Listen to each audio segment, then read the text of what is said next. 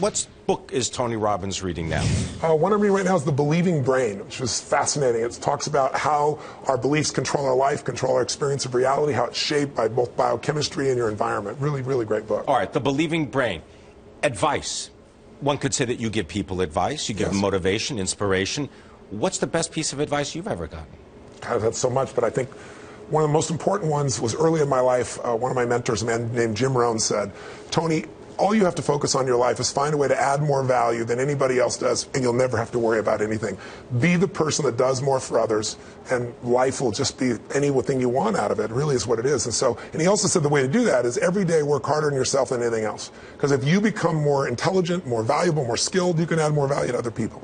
Let's do something a little more prosaic, which is technology, apps. I'm sure you're obviously a avid fan of all this stuff. Yes. Do you have a favorite piece of technology or a favorite? It's different than you might think. I do have it's a large piece of technology. Go ahead. I'm in a cryotherapy. I don't know if you're familiar with it? Yes. So for people who aren't, I'm on stage 50 hours in a weekend. I got 10,000 people. I do 26 and a half miles on one day. It starts at 8:30, goes to literally 1 o'clock in the morning. I do 22 miles 2 days before. So it's like ultra marathon. I used to ice myself as I did in football, and if you ice yourself. You used to take ice baths. Yes, right? Yeah, because you have to bring the swelling down in your body.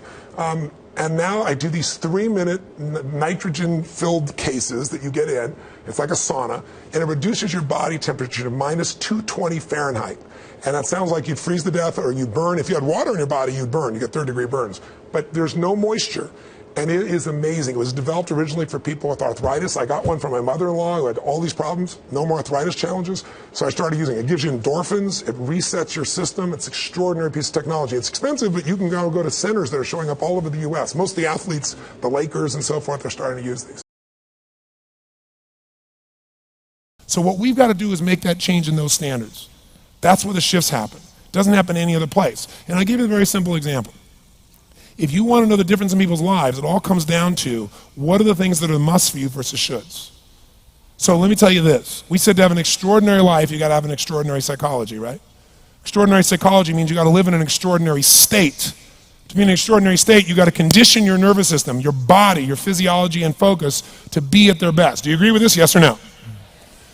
Then to do that, though, you can do that. Why doesn't everybody?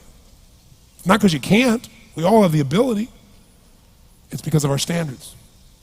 I remember a time early in my career, I was about 24, and I went to do a seminar in Boston.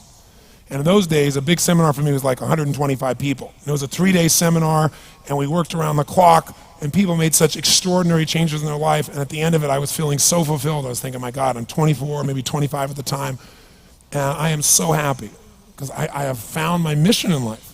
I'm doing what I love. It's making a difference in people's lives. This is extraordinary. So we finished about midnight on the Sunday night. And around midnight, I'm still wound up, so I don't feel like going to bed. So I decided, okay, let me take a walk here, and I decided to go through Copley Square. If you've been through Copley Square, it's a pretty neat place. Because in Copley Square, you can look up and you can see buildings that were here before we were known as the United States, and beside them you see skyscrapers that are new. It's a pretty cool place. So I'm walking around midnight on Sunday night. There's nobody in Copley Square midnight on Sunday night. And I'm walking along, and I see this guy in the distance, and he's kind of stumbling back and forth between the gutter and the sidewalk. He's got a long trench coat on, his head's down like this. He's holding a brown bag, and I can start to smell him even before I get there, and I'm thinking, this guy's obviously drunk. And as I started to get closer, I thought, I bet he's going to beg me for some money. And sure enough, whatever you focus on life tends to happen, doesn't it? So sure enough, he gets real close to me, and I thought all of a sudden he wasn't going to do it, and all of a sudden he popped his head up. It was really weird. He went, Mister! He had this really bizarre looking sounding voice. He went, Mister, could you loan me a quarter? And I thought, do I want to reward this behavior? And then I thought, I don't want him to suffer. Do you have this dilemma sometimes? Like, I'm not here to judge. So years ago, I finally decided I always just give. Even the person's pulling a scam, that's for them to deal with. If I have the ability, then I give. And so I thought, but could I teach him something? So I asked him a question back. I said, is that all you want is a quarter? So he goes, yeah, just 1 quarter. 1 quarter changed my whole life. 1 quarter. I said, really? He said, yeah, 1 quarter. So I reached in my pocket, and I pulled out my money clip. And in those days, I was very young, just starting to succeed. And my original mentor was a man named Jim Rohn. I don't know, how many have heard of Jim Rohn? Anybody? Yeah. He's a great guy. And Jim told me, he said, Tony, look, you've come from a poor background, you got a poor psychology, you got to change it. He said, you don't have any money, so pretend you do. He said, start training your brain, condition it. He said, go save all your money, get $300 bills and put them on the outside of your money clip, even though you only have $5 in between them. So every time you put it out, you'll see that, you'll feel inspired, you'll feel better. He said, and you'll feel better, you'll do better. So I was like, okay. So I did. So I pulled my money clip, and sure enough, I got $300 bills in. I made sure he saw the bills. So I'm tearing through that, right? Looking in between there, see if I can find some change. But I made sure he saw it. Sure enough, he's looking at the $100 bills, checking it out. I find the quarter, I pull it out, take the money, put it in my pocket. I notice he's watching my hand going into the pocket. I took the quarter and I looked at him and I said, sir, life will pay any price you ask of it. And I gave him the quarter. And then something really interesting happened. He took the quarter. He looked at the quarter. He looked at me. He looked at my pocket. He looked back at the quarter, looked at me, looked at my pocket, looked at me again, looked at the quarter, looked at my pocket, looked back at me and said, you're weird. And then he shuffled on off like this, right? And I thought to myself, wow, what's the difference between him and me?